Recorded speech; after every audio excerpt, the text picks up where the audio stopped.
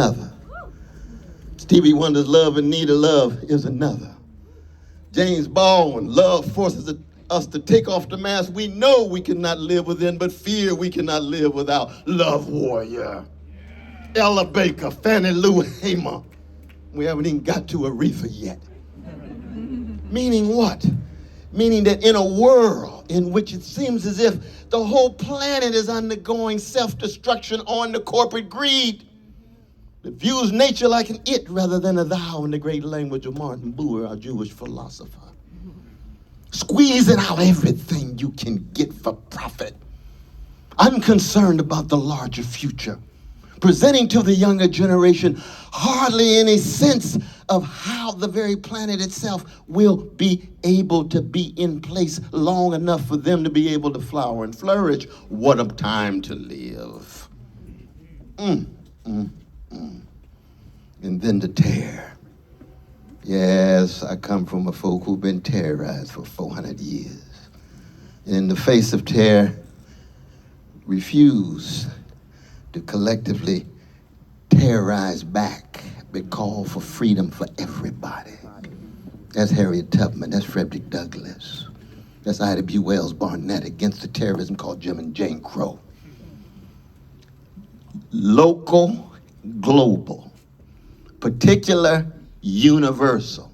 In the name of solidarity for those Franz Fanon called the wretched of the earth. That's why this campaign is no ordinary campaign. Not at all. Not at all. It actually is the overflowing of the Black freedom movement into electoral politics at the highest level. And the Black freedom movement at its highest level are the Black musicians.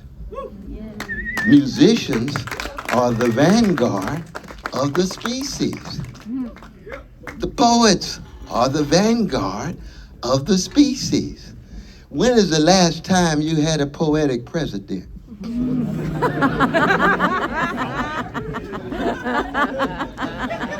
The last time you had a musical president. Meaning what? Simply being true to themselves enough to tell their fellow citizens the truth about itself. America, you are an empire. You have 800 military units around the world. You got 100 countries in which there's U.S. special operations, and you have a history of invading and occupying other nations in the name of quote-unquote freedom. America, you are a settler colonial experiment. You own somebody else's land and you lied to yourself and said there was no people here, just buffaloes and Indians. We're here to tell you that an Indian baby, an indigenous baby, has the same value as any other baby in the world. Oh, yeah. That's one of the reasons why it's so hard for America to understand. Don't you realize a Palestinian baby, you've killed 5,000 Palestinian babies in the last 2 months, has the same value as any other baby, including a Jewish baby? All babies are precious. We will say that until we die.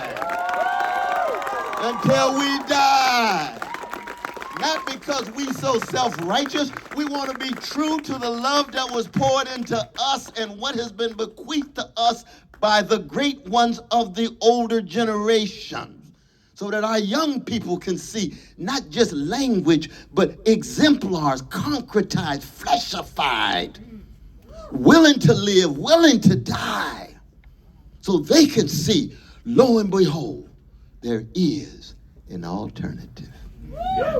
You don't have to choose between a gangster Trump pushing us toward Civil War #2, and you don't have to choose between milquetoast crypto gangster Biden pushing us toward World War III, either with Russia mediated with Ukraine, China mediated with Taiwan, or the Middle East this very moment spilling over into the possibility of another world war. There is an alternative. And that alternative has to do with being connected with the love warriors and the freedom fighters, but also, here I come from a black people who've been traumatized for 400 years. And at our best, we produce wounded healers, not wounded hurters. Oh, yes. Never deny the wounds and scars and bruises, but don't just reproduce the same wounds and scars and bruises in others.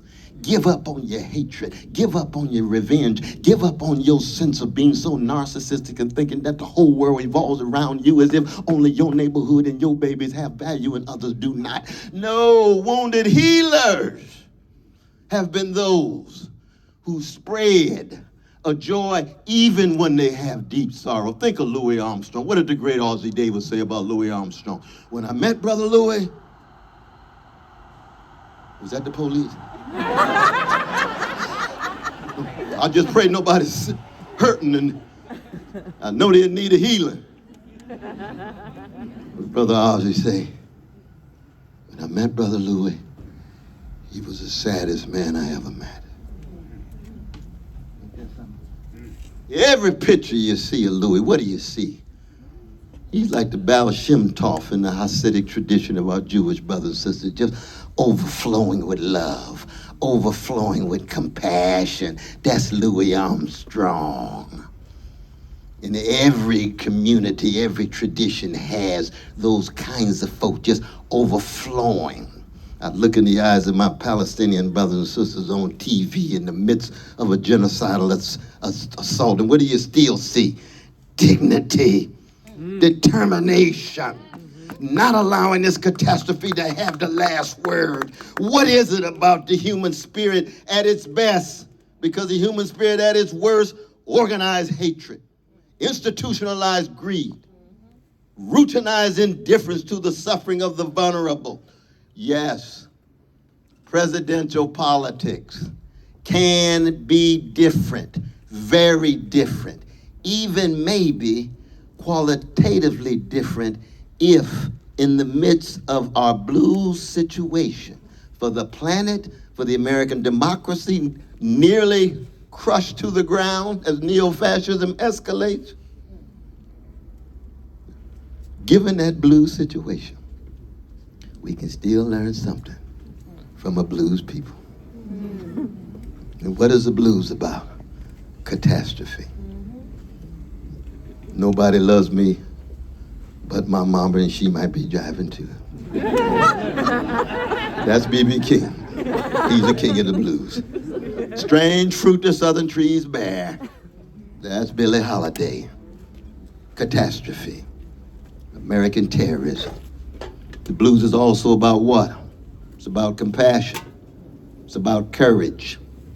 And when it comes to politics, you have to have those who aspire to office, who's willing to go so radically against the grain that it shakes up the whole empire, such that people begin to see things more clearly and feel things more deeply and begin to act more courageously and compassionately, and most importantly, in solidarity.